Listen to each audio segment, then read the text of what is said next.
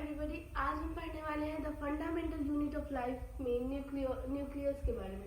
तो न्यूक्लियस जो है वो सेल का सबसे मेजर स्ट्रक्चर है और सेल के बीच में प्रेजेंट होता है। ये एक स्फेरिकल स्ट्रक्चर है जो साइटोप्लाज्म में सस्पेंडेड होता है।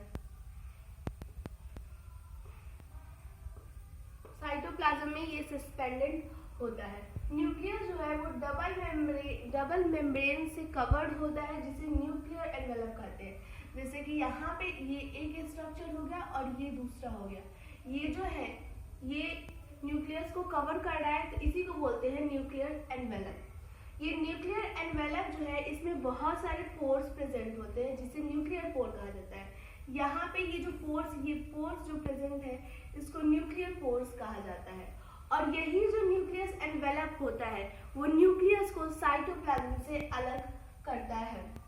ये न्यूक्लियर एनवेलप जो है एक सब्सटेंस को कवर करता है जिसे न्यूक्लियर प्लाज्म कहते हैं। इसमें इधर जो लिक्विड लाइक स्ट्रक्चर होगा न्यूक्लियस के अंदर उसे बोलते हैं न्यूक्लियोप्लाज्म। न्यूक्लियोप्लाज्म जो होता है वो दो तरीके का होता है, उसका टू स्ट्रक्चर होता है, न्यूक्लियोलस और क्रोमेटिन। न्यूक्लियोलस जो होता है वो एक स्फेरिकल बॉडी है, स्फेरिकल मतलब गोल बॉडी है जिसमें होता है प्रोटीन और आरएनए। न्यूक्लियोलस ही बनाता है राइबोसोम्स। अब क्रोमेटिन के बारे में बात करते हैं। क्रोमेटिन जो है वो एक थ्रेड लाइक स्ट्रक्चर है। ये है क्रोमेटिन। यहाँ पे ये जो पतले पतले थ्रेड लाइक स्ट्रक्चर दिख रहे हैं वो है क्रोमेटिन। ये बना होता है डीएनए और प्रोटीन का। जब भी सेल को डिवाइड करना होता है तो डिवीजन के समय क्रोमेटिन कंडेंस होकर बनाता है क्रोमोसोम्स। कंडेंस होकर मतलब इकट्ठा होकर बनाता है क्रोमोसोम्स।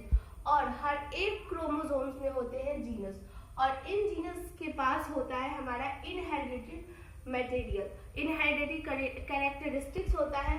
और ये जो जीनस होते हैं वो कंटेन करते हैं हमारे सारे इनहेरिटेड मटेरियल्स को, फीचर्स को, और वो पहुंचाते हैं from parents to offspring in the form of DNA.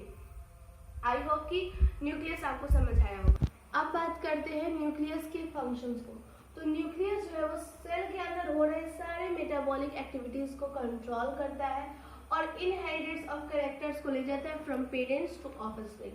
ये सेल के डिवीजन को भी कंट्रोल करता है। और ऑर्गेनिजम्स के इसी कॉम्प्लेक्सिटी की वजह से हमने सेल्स को टू टाइप्स में डिवाइड कर रखा है, प्रोकैरियोटिक्स एंड यूकैरियोटिक्स। अब बात करते हैं प्रोकैरियोटिक और यूकैरियोटिक सेल। तो प्रोकैरियोटिक सेल जो है वो जनरली स्मॉलर होता है। इसका साइज जो होता है वो 1 to 10 माइक्रोमीटर ही होता है।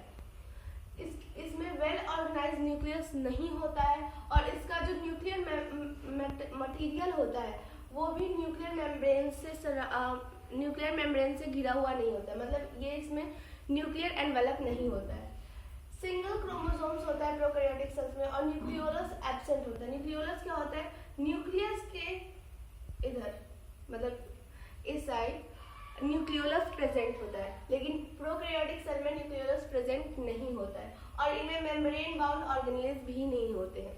यूकैरियोटिक सेल जो होता है वो जनरली इनके कंपैरिजन में लार्ज होता है। इसका साइज होता है वो 5 to 100 माइक्रोमीटर होता है और इसमें वेल ऑर्गेनाइज न्यूक्लियस होता है और इसका जो न्यूक्लियर मेम्ब्रेन है वो भी न्यूक्लियर मटेरियल जो है वो भी न्यूक्लियर मेम्ब्रेन से कवर होता है, मतलब न्यूक्लियर एनवेलप होता है।